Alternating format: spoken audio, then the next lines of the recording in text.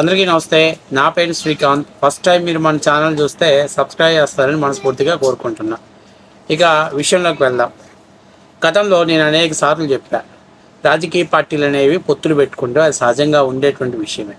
YSRCP party వాళ్ళు ఎలా తయారయ్యారంటే మొదట్లో దమ్ముంటే సింగిల్గా రండి అన్నారు.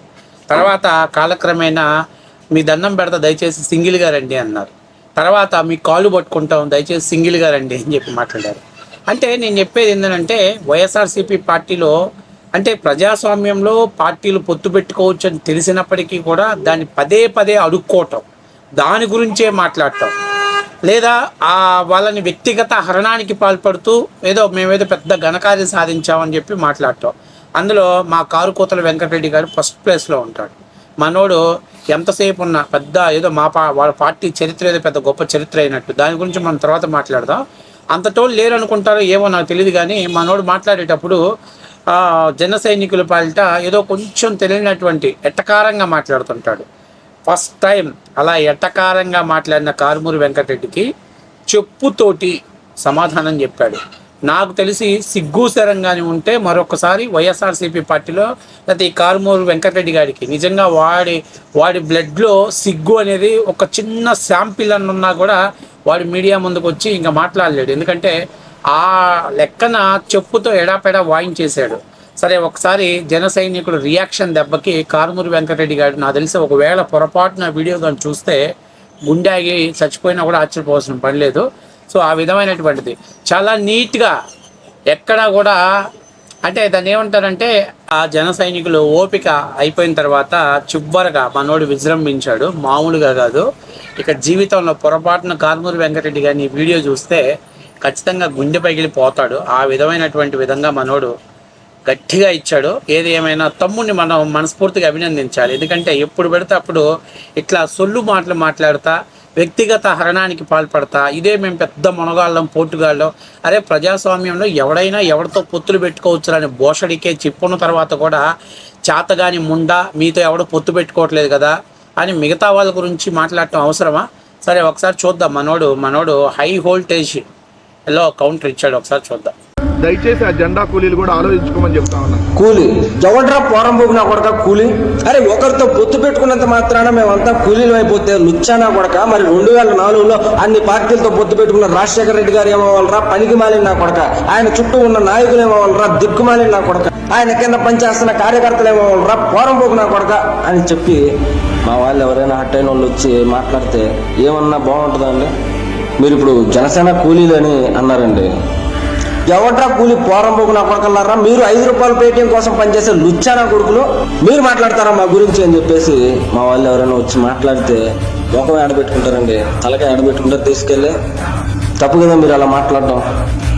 అంటే నాకు అలాంటి మాటలు రావు. నాకు అంత అగ్రెసివ్ కూడా నేను మాట్లాడలేను. నేను చాలా మౌనం పాటిస్తూ ఉంటాను. చాలా నోటి మెత్త వ్యక్తిని, అమాయకుని. నేను అందరూ అంటూ ఉంటాను, ఎలా బతుకుతూ ఉన్నారు ఇంత అమాయకంగా ఉంటే అని చెప్పేసి అంటూ ఉంటారు. కానీ అందరూ నాలా ఉండరు కదండి. కొంతమంది రెబల్స్ ఉంటారు, మాస్గా మాట్లాడే వాళ్ళు ఉంటారు. మీరు ఇప్పుడు కూలీ అంటే ఎవడా మాట్లాడినా ముండనా కొడుకు అని చెప్పేసి అడిగేటోళ్ళు కూడా ఉంటారు. కాబట్టి కారుమూరి వెంకటరెడ్డి గారు మీరు ఇలా మాట్లాడడం నిజంగా నాకు నచ్చలేదండి. దీని మీద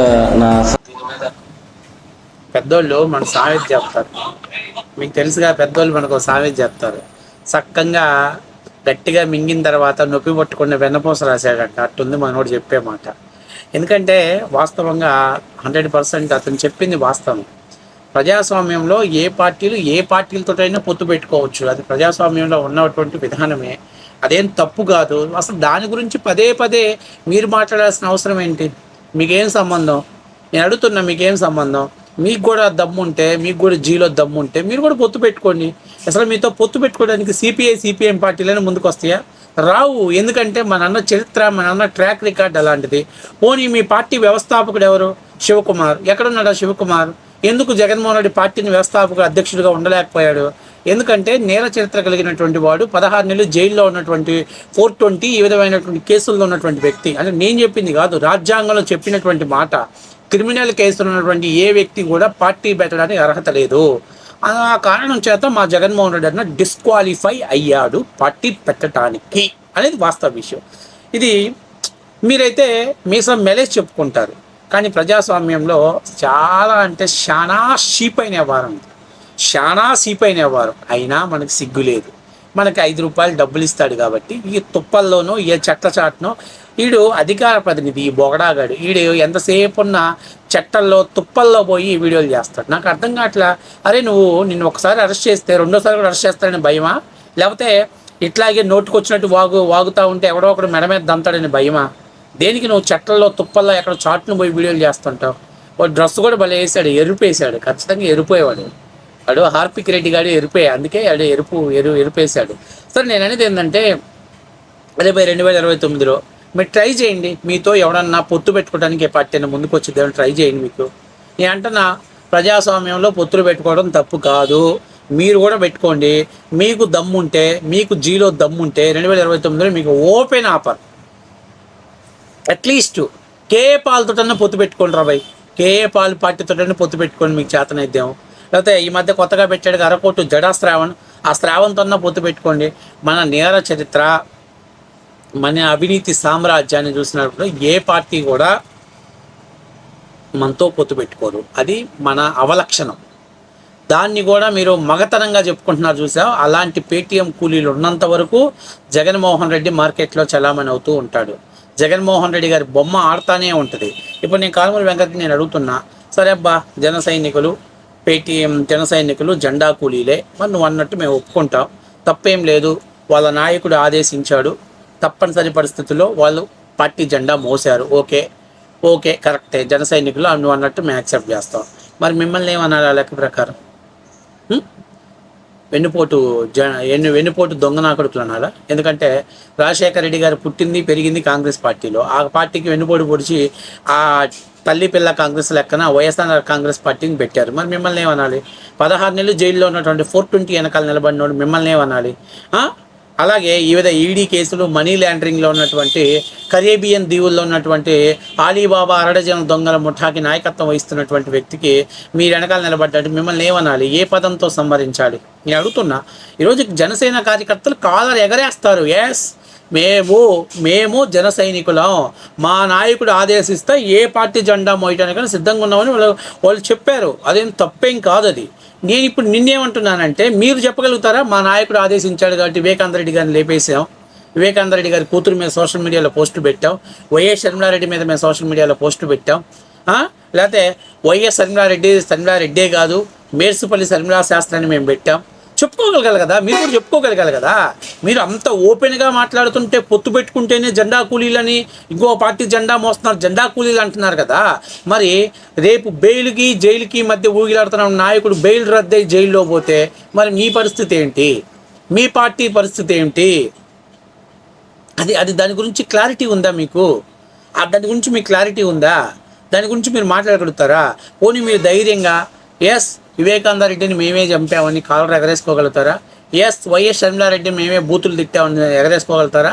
ఎస్ వైఎస్ విజయమ్మని మేమే మెడబట్టుకొని పార్టీ నుంచి బయటికి గెంటేసాం రాజశేఖర రెడ్డి భార్యని అని చెప్పి చెప్పుకోగలుగుతారా? ధైర్యం ఉందా మీరు?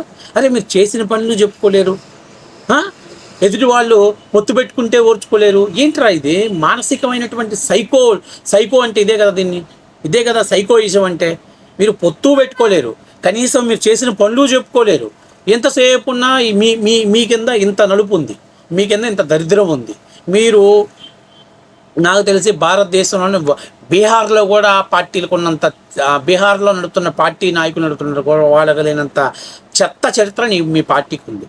అయినా మీరు బయటకు వచ్చేసి ఏదో పెద్ద గాంధీ వారసుల లెక్కన, అంటే కాంగ్రెస్ పార్టీ పేరు పెట్టుకున్నారు కదా గాంధీ వారసత్వం వచ్చింది అనుకుంటున్నారేమో, గాంధీ వారసుల్లాగా మీడియా ముందుకు వచ్చి పెద్ద బిల్డప్లు ఇస్తున్నారు, బిల్డప్ మాట్లాడుతున్నారు. అదే కారుమూరి వెంకటరెడ్డి నేను అడుగుతున్న స్ట్రైట్గా చెప్తున్నా, 2004 ముందు రాజశేఖర రెడ్డి గారి ఆస్తులు ఎంత?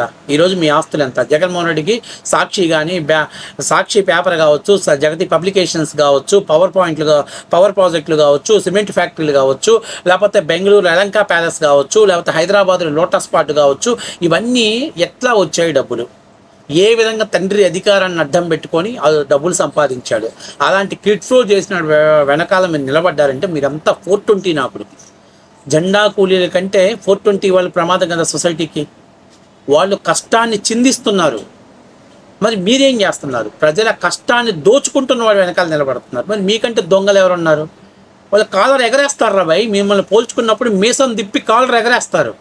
కాబట్టి నేను చెప్పేది ఏంటంటే పద్దాకల గెలకమాక. పద్దాకలు ఇలాగే మాట్లాడేవనుకో, రేపటి నుంచి ప్రతి వాడికి ఎర్రెత్తేస్తే రేపటి నుంచి వాళ్ళ దెబ్బకు నువ్వు తట్టుకోలేక బాత్రూంలో వీడియోలు చేసుకోవాల్సి వస్తుంది.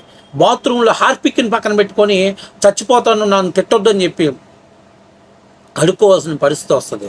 కాబట్టి బీ కేర్ఫుల్. ఒక ఓపికకి ఒక సహనానికి ఒక హద్దు ఉంటుంది. ఆ హద్దు దాటి ప్రవర్తిస్తే ఇదిగో ఇట్లాగే ఉంటుంది, ఈ విధంగానే ఉంటుంది. ఇప్పుడు సమ్మగుందా, బాగా గట్టిగా మింగాడా, మామూలుగా కాదు. ఆడు 90 స్పీడ్తో కొట్టి చివరికి సారీ తమ్ముడు నొప్పి తగిలితే ఏమనుకోవద్దు అని చెప్తున్నాడు. మహానుభావుడు, ఎంత గొప్ప మహానుభావుడు. ఆ పిల్లాన్ని మనం అప్రిషియేట్ చేయాలి మనం. ఎందుకంటే తిట్టడం వేరు, తిట్టిన తర్వాత పాపం మనసు నొచ్చుకొని ఉండడం కోసం ఆయింట్మెంట్ రాస్తున్నాడు చూసా. ఏది ఏమైనా ఒకటి కొంచెం కాస్త సంస్కారం ఉందిలే మాకు, లేకపోతే నీలాంటి పెదవుల్ని అసలు క్షమాపణ చెప్పాల్సిన అవసరం లేదు. అంటే మేము తిట్టాము అని చెప్పాల్సిన, దానికి అపాలు చెప్పాల్సిన అవసరం కూడా లేదు. అది వాస్తవం.